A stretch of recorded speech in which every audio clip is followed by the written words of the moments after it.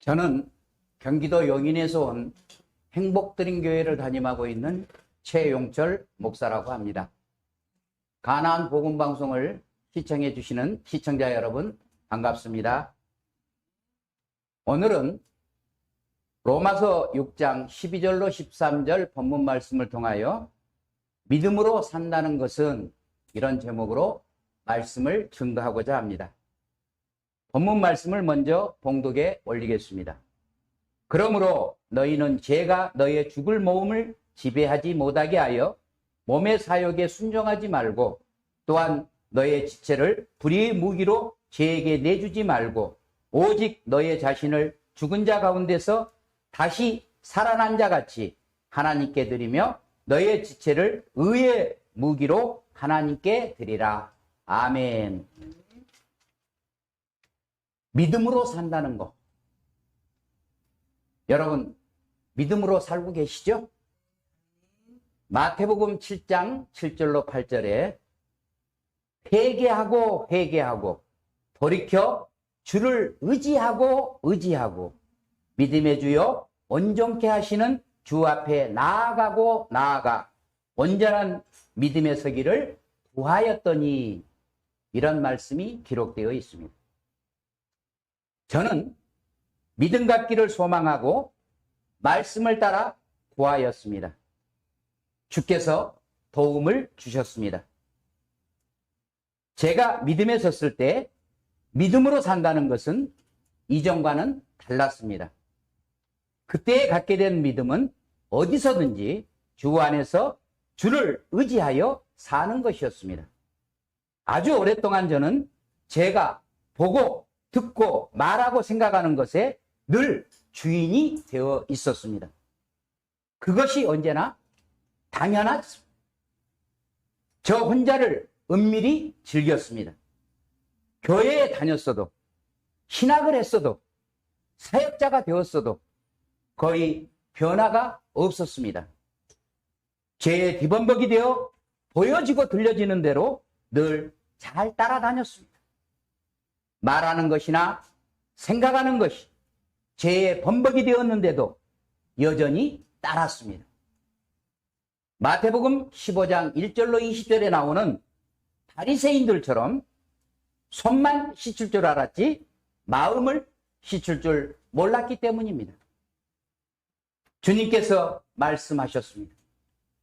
입에 들어가는 것이 사람을 더럽게 하는 것이 아니라 입에서 나오는 것이 사람을 더럽게 하는 것이라는 말씀입니다.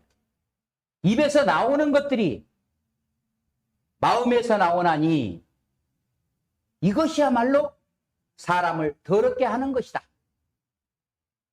우리는 새삼 이 말씀 속에서 진리를 찾을 수 있습니다. 저는 한동안 어둠과 빛을 잘 분별하지 못했습니다. 솔직한 고백입니다. 악한 것과 선한 것도 잘 분별하지 못했습니다.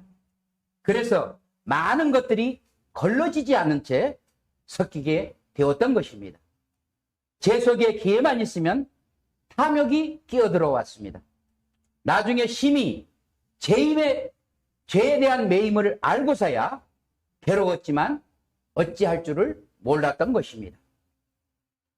오늘 본문 말씀 로마서 6장 12절로 13절 이 말씀을 세상 발견하게 되고 이 말씀대로 살고 싶었고 설교도 했지만 진짜 그리 되는 방법을 몰랐던 것입니다. 그러므로 너희는 죄가 너의 죽을 몸을 지배하지 못하게 하여 몸의 사욕에 순종하지 말고 또한 너의 지체를 불의의 무기로 죄에게 내어주지 말고 오직 너의 자신을 죽은 자 가운데서 다시 살아난 자 같이 하나님께 드리며 너의 지체를 의의 무기로 하나님께 드리라. 오늘 본문 말씀입니다. 제가 보는 성경책 로마서 6장 13절 근처에는 이렇게 한 단어가 쓰여져 있습니다. 어떻게라고요? 이 단어가 쓰여져 있습니다. 나의 솔직한 고백입니다. 그때 제가 잘 몰랐기 때문에 신학을 했어도 수없이 그 말씀을 배우고 읽었어도 몰랐기 때문에 답답하여 내 스스로 적어 놓았던 것입니다. 오랜 시간이 지난 후에 이것이 믿음이구나 하는 마음이 생겨나게 되고 믿음 안에서 깨어 기도하게 되고 어둠을 멀리하기 위하여 주를 전적으로 의지하는 믿음이 생기고서야 거기 그때 써놓았던 단어 옆에 한 글자를 더 보태어 적어놨습니다. 믿음으로, 오직 믿음으로 그렇게 써놓았습니다. 히브리서 12장 2절에 믿음의 주요 온전케 하시는 이인 예수를 바라보자는 말씀이 있습니다.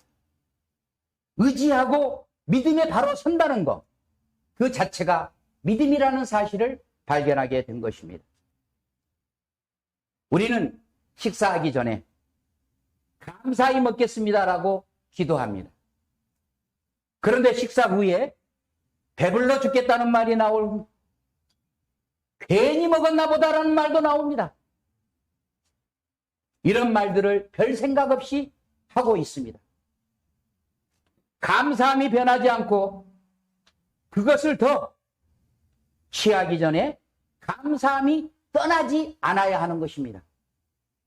그래야 감사히 먹은 것입니다. 믿음도 이와 똑같습니다. 믿음의 고백에는 믿음의 고백에 따르는 증거가 있습니다. 그 증거는 우리 삶 속에 나타나게 되어 있습니다. 우리에게 믿음의 흔적은 종종 있으나 믿음의 능력은 보기 드문 이유가 바로 여기에 있는 것입니다. 믿음으로 시작한 것처럼 보이지만 믿음이 없거나 믿음이 적어서 결국에는 탐욕의 지배를 받게 되고 좌절하게 되는 것입니다. 믿음으로 산다는 것은 차 한 잔만이라도 마실 때 진짜 믿음으로 마실 수 있어야 되는 것입니다. 그 차 한 잔을 믿음으로 마셨듯이 동일한 믿음으로 무엇이라도 하면 되기 때문에 그렇습니다. 히브리서 11장 6절에 믿음이 없이는 하나님을 기쁘시게 하지 못하나니 하나님께 나아가는 자는 반드시 그가 계신 것과 또한 그가 자기를 찾는 자들에게 상 주시는 이심을 믿어야 할지니라고 말씀하고 계십니다. 창세기 4장 1절로 8절의 주인공 가인이 되시겠습니까? 아벨이 되시겠습니까? 우리가 가인이 되지 않고 아벨이 될 수 있다면 그것은 오직 믿음뿐입니다. 믿음 안에 있지 아니하면 죄의 소원이 우리 안에 있어 죄를 쫓게 되기 때문에 그렇습니다. 스스로 죄를 다스릴 사람은 없습니다. 가인을 보고 배우십시오. 우리가 믿음 안에 있지 아니하면 우리도 가인이 되고 맙니다. 죄를 능히 다스릴 분은 오직 하나님뿐이십니다. 그의 아들이신 그리스도 예수를 바라보십시오. 그분을 바라보고 의지하는 믿음에 거하면 우리가 죄에서 떠나 아벨과 같이 믿음의 제사를 드릴 수 있는 것입니다.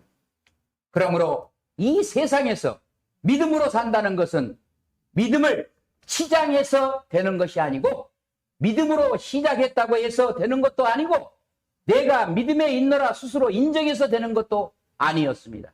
오직 믿음으로 산다는 것은 믿음의 주요 온전케 하시는 예수께 의지되는 삶을 살아가는 것 자체가 믿음의 실제 상황인 것입니다. 어느 순간에 우리 주님을 의지하지 아니하고 믿음에 거하지 아니하면 보암직도 먹음직도 탐스럽지도 아니한 그대로 미혹되어 버리고 말게 되는 것입니다. 깨어 기도하십시오. 마태복음 26장 41절에 시험에 들지 않게 깨어 기도하라. 마음에는 원이로되 육신이 약하도다. 이렇게 말씀하시고 있습니다. 깨어 기도해야 합니다. 어떤 상황에도 믿음이 떨어지지 않기를 구해야 합니다. 누가복음 22장 32절에 그러나 내가 너를 위하여 내 믿음이 떨어지지 않기를 기도하였노니 너는 돌이킨 후에 내 형제를 굳게 하라고 말씀하고 있습니다. 어떤 상황에서도 믿음이 떨어지지 않기를 구하시는 나와 여러분 되시기를 주님의 이름으로 축원드립니다. 감사합니다.